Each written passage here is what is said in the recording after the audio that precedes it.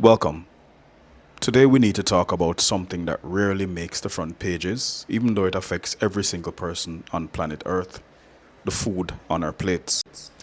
So, you more than likely have heard about the conflict in the Persian Gulf and the closure of the Strait of Hormuz.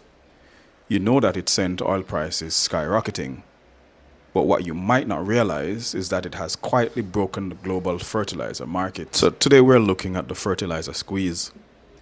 The blockade has removed an estimated 800,000 tons of fertilizers and basic ingredients out of the global trade every single month. So to put that in perspective, 30% of the world's urea, nearly a third of all ammonia, and almost half of all sulfur exports pass right through that one waterway. And suddenly, that export supply is gone. And even if the so-called peace talks produce a miracle tomorrow, the physical damage and the logistical issues mean this market is going to remain tight for a very long time to come. But let's look at the math on who is getting hurt the most. It starts in South Asia. India, Pakistan, and Bangladesh don't just rely on the Middle East for finished fertilizers. They rely on it for the liquid natural gas needed to make their own. Pakistan gets 99% of its natural gas from Qatar. Bangladesh is over 60%. Now that the strait is closed, those countries are rationing their energy. Their local fertilizer plants are now running at just 70% capacity. Pakistan is literally at risk of going from a country that has enough food to a country that faces a shortage, almost overnight. But the West is caught in the exact same trap.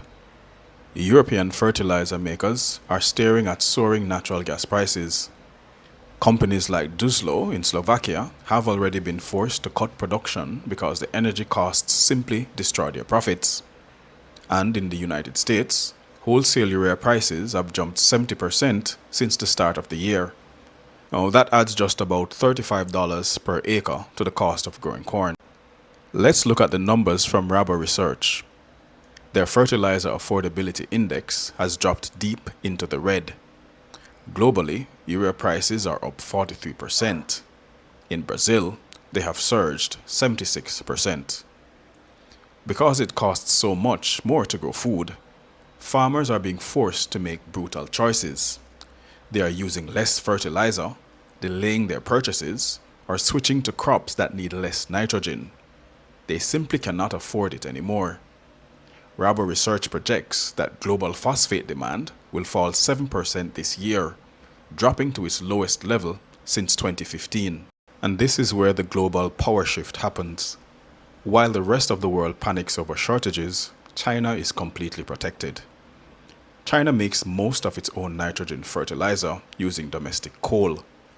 They also have plenty of their own phosphate rock.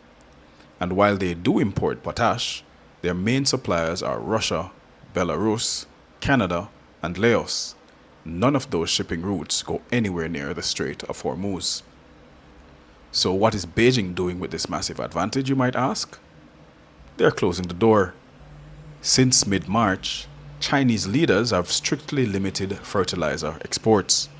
They are capping prices at the factory gate and making sure there is plenty of supply for their own farmers. The goal is to completely block global price spikes from entering China. And it is working. Fertilizer prices inside China have stayed perfectly flat while the rest of the world pays exponentially more. This leaves the rest of the world fighting over whatever is left. Brazil, for example, imports 90% of the fertilizer it uses. With China out of the export market, Brazil is now in a fierce bidding war for whatever urea is left from the Middle East, Russia, and North Africa.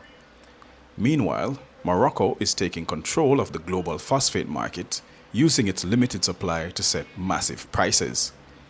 This is the reality of the world we live in. Food security is just supply chain security by another name.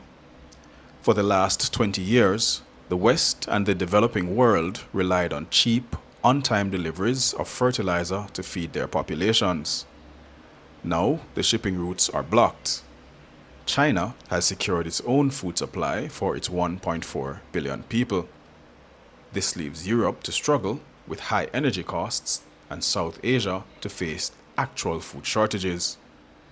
By 2027, when crop yields inevitably drop in the US, Europe, and Brazil because farmers couldn't afford fertilizers this year, global food prices will shoot higher.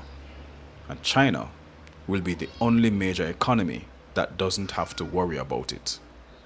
This is the fertilizer squeeze. Take it easy.